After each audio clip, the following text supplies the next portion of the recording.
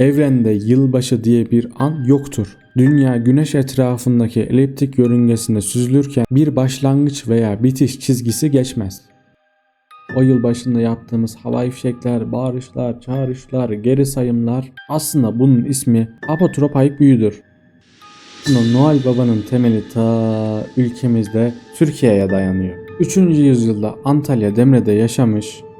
Bu aldığımız milli piyangolar niye alıyoruz? Çıkmayacağını çoğumuz biliyoruz. Çünkü hayatınızı değiştirecek sihirli değnek takvimlerde değil, kendi iradenizde saklıdır.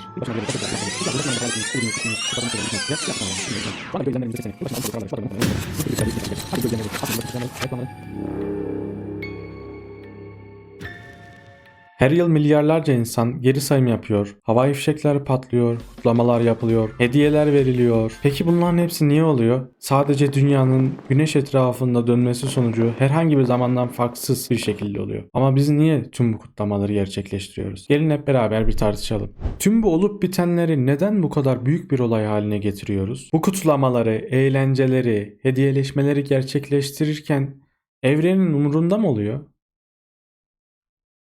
Madem ki önemsenmiyor, niye bu kadar abartılıyor ve niye bu kadar çok anlam yüklüyoruz? Beynimiz geçmişteki hataları eski bene yıkıp yeni bene temiz bir sayfa açmak istiyor. Bilimde buna Fresh Start Effect diyoruz. Yani taze başlangıç etkisi. Yılbaşında, doğum günlerinde veya her pazartesi sabahlarında bizim için zamanın kilometre taşlarıdır. Aslında değişen hiçbir şey yoktur. Sadece beynimiz geçmişin başarısızlıklarını o anki yıl öncesinde bırakıp kendini motive etmek için suni bir sınır çizer. Yani o gece kutladığımız zamanın geçişi değil, kendini umut etme çabasıdır. Peki ya umutlardan söz açılmışken bu aldığımız milli piyangolar niye alıyoruz? Çıkmayacağını çoğumuz biliyoruz. Matematiksel olarak büyük ikramiyenin size çıkma ihtimali yolda yürürken başınıza yıldırım düşme ihtimalinden daha düşüktür. Buna rağmen o biletleri alırız. Niye? Çünkü insan beyni olasılıkları değil, olasılığın yarattığı dopamini sever.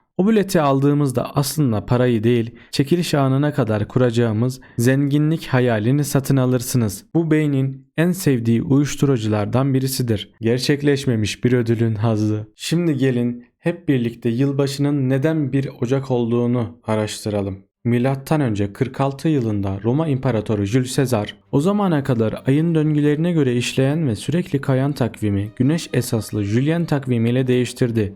Caesar yılın ilk ayını Roma tanrısı Janus'a adadı. Ocak ayının batı dillerindeki karşılığı January yani Januar buradan gelir. Bu Janus tanrısı ise ikiyüzlü bir tanrıdır. Bir yüzü geçmişe, eski yıllara, diğer yüzü ise geleceğe yani yeni yıla bakar. Kapıların, geçişlerin ve başlangıçların tanrısıdır. Geçmişi düşünüp gelecek için kararlar almak. Tam da bizim yılbaşında yapmış olduğumuz şeyler, öyle değil mi? Aslında binlerce yıllık Roma tanrısının ritüellerini devam ettiriyoruz biz şu anda. Aslında birçok antik kültürde, Mezopotamya'da, Babil'de yılbaşı doğanın uyandığı Mart ayında ekinoks kutlanırdı. 1 Ocak tamamen Roma bürokrasisinin ve Hristiyanlık öncesi pagan inancının mirasıdır. Yılbaşından ve 1 Ocak'tan bahsetmişken yılbaşı ve Noel arasındaki farklardan da bahsedelim. Çoğumuz belki bu iki şeye aynı şey sanıyor ama aslında bu iki şey tamamen birbirlerinden farklı ve farklı günlerde. Yılbaşı biraz önce de tabir ettiğimiz gibi dünyanın güneş etrafında bir tam tur atması sonucunda oluşur ve yılbaşını 1 Ocak tarihinde kutluyoruz. Peki ya dünya güneş etrafındaki bir tam tura attığında herhangi bir çizgi mi var? Farklı bir tarih değil de niye 1 Ocak? Evrende yılbaşı diye bir an yoktur. Dünya güneş etrafındaki eliptik yörüngesinde süzülürken bir başlangıç veya bitiş çizgisi geçmez. Bu çizgi tamamen insan icadıdır.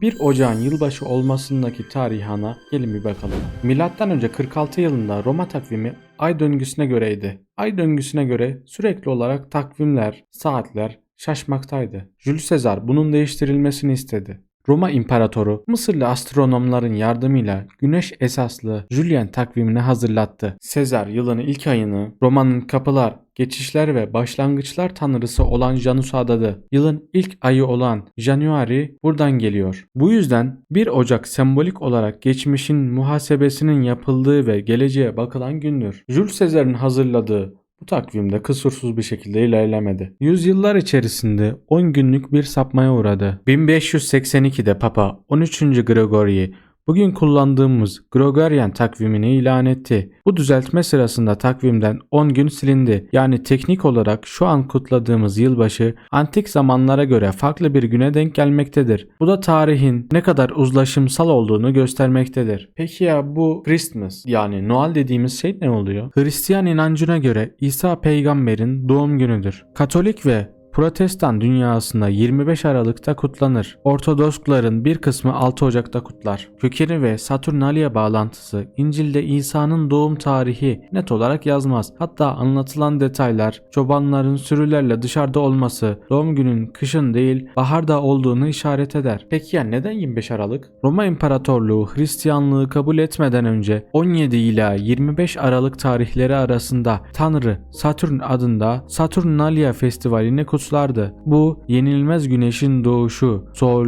Invictus bayramıydı. Kilise, pagan halkı Hristiyanlığa daha kolay adapte edebilmek için onların güneş bayramını İsa'nın doğum günü, ışığın doğuşu ile örtüştürmüştür. Yani Noel tarihi teolojik değil, politik bir tercihtir. Bu Noel dini bir bayramdır. Yılbaşı ise evrensel bir zaman kutlamasıdır.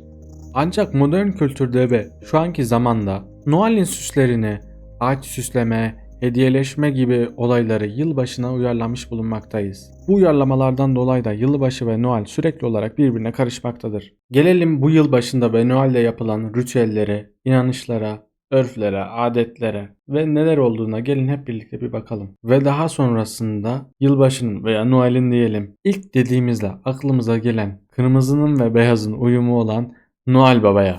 İlk olarak bu ritüellerden ve yemeklerden bahsedelim.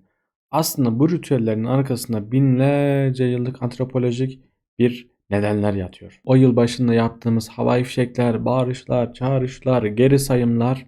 Niye bunları yapıyoruz? Aslında bunun ismi apotropaik büyüdür. Peki ya neyin nesi bu büyü? Nereden çıktı yılbaşında havai fişekler, bağırışlar, çağrışlar? Hemen size söyleyeyim. Geçiş anlarında kötü ruhları ve şanssızlığı korkutup kaçırmak için yapılan ritüellerdir. İnsanlar eski zamanlarda bu yılın son dönemlerinde İşte ay sonlarında falan kötü ruhların, hayaletlerin vesaire kendilerine bulaşacağını, kötü şeyler yapacağını sanıyorlarmış. O zaman düşünmüşler. Bunları kaçırmak veya korkutmak için neler yapmamız gerekiyor diye. Bunlar da çare olarak gürültü yapmayı tercih etmişler. İşte şu zamanda yapmış olduğumuz şey antik zamanda yapılan şeyin gelişmiş bir versiyonu mu diyelim, uyarlaması mı diyelim, upgrade'i mi diyelim artık siz seçin. Bazı ülkelerde de yılbaşına girerken yediğimiz yiyecekler vardır. Yiyecek ritüellerine inanıyorlar bazı ülkelerde. İşte bakın sizlere ne güzel örnekler vereceğim. İtalya'da küçük mercimekler yiyorlar. Bu küçük mercimekler bozuk paraya benzediği için ileride zenginlik getireceğine dair bir inançları var. İspanya'da gece saatler 12 olduğunda 12 tane üzüm yerler. Peki niye? Bir yılın içerisinde yer alan 12 ay boyunca hayatlarının şanslı geçeceğine dair bir inançları var bu üzümleri yediklerinde. Peki bizim ülkemizde de nar kırma gibi bir inanç var. Bu inanç neyi temsil ediyor? Narı kırdığımızda etrafa saçılan taneler bolluk ve bereketi temsil ediyor. Genel olarak baktığımızda hepsi soyut bir isteği somut bir eylemle gerçekleştiriyoruz. Son olarak şu konuya değinelim. Yılbaşı ve Noel denince akla gelen ilk isimleri size söyleyeceğim. Noel Baba, çam ağacı. Bunları ritüel olarak saymıyoruz. Aslında çam ağacı bir nevi ritüel gibi görülse de Noel Baba bir ritüel değil şu anda. Peki ya bunların olayı nedir? Bunlar nereden geliyor? Yılbaşı, rengeyikleri, işte hediyeler, Noel Baba geliyor, evimize bacadan giriyor falan filan. Bu olaylar nereden geliyor? Kim söyledi? Sezar zamanında olacak değil ya. Tarihi nedir bu Noel Baba'nın? O tonton, kırmızı kıyafetli, beyaz sakallı, beyaz bıyıklı olan Noel Baba kimdir? Aslında Noel Baba'nın temeli ta ülkemizde Türkiye'ye dayanıyor. 3. yüzyılda Antalya Demre'de yaşamış Piskopos Aziz Nikolas.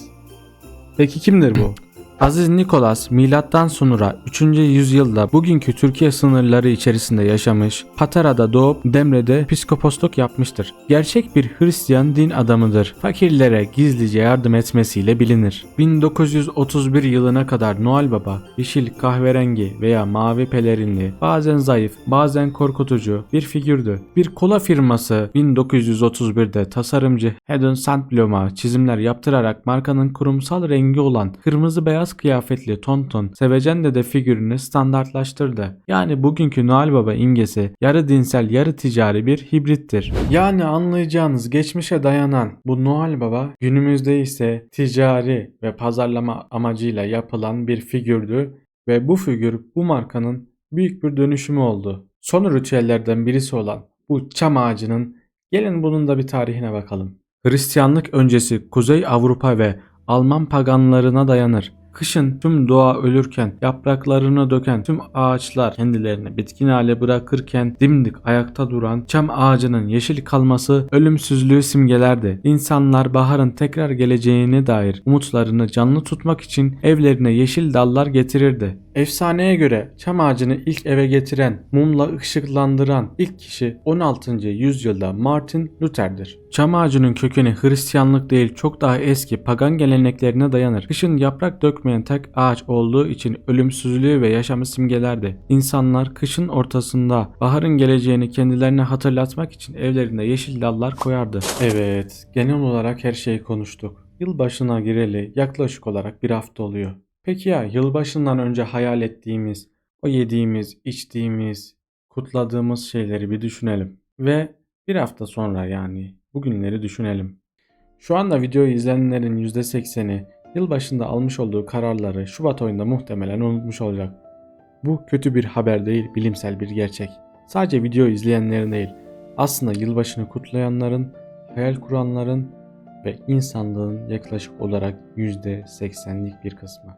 Bilim buna taze başlangıç etkisi diyor. Ama bu taze başlangıçları dolaba koymazsan unutmak çürür. Görmüş olduğunuz gibi dostlarım, yılbaşı dediğimiz bu şey takvimdeki bir yapraktan çok daha fazlasıymış. Jules Caesar takvimi, şirketler Noel Baba'yı icat etmişken umutlarımızı icat eden ve bu icadı başarılı kılıp yaşayacak olan yine bizleriz. 2026 yılına girerken ve girdikten sonra da kırmızı kıyafetli o dededen bir hediye beklemek veya herhangi bir şey beklemek yerine aynadaki kişiye güvenin. Çünkü hayatınızı değiştirecek sihirli değnek takvimlerde değil, kendi iradenizde saklıdır. Neyse dostlarım, videoyu eğer ki beğendiyseniz beğenmeyi, beğenmediyseniz beğenmemeyi ve en önemli olan yorumları atmayı unutmayın. Çünkü hepinizin yorumları bizim için değerlidir. Tavsiyeler olur, eleştiriler olur, farklı yorumlar olur. Hepsi bizler için değerlidir. Videoyu paylaşıp bana destek olmayı unutmayın. Umarım tüm hayal ettiklerinizi gerçekleştirirsiniz. 2025'te yaşamış olduğunuz tüm iyi şeyler, kötü şeyler, unutmak istediğiniz, yaşamak istediğiniz şeyleri siz zaten kendiniz biliyorsunuz. Ama önemli olan kötü şeyleri bir kenara atıp 2026 yılında hayal ettiğiniz şeyler gerçekleşir. Savaşsız bir dünya, güzel bir gelecek, güzel bir kariyerlerimizin olması dileğiyle bir sonraki videolarda yine görünenin ötesine bakmak üzere. Kendinize iyi bakın, hoşça kalın.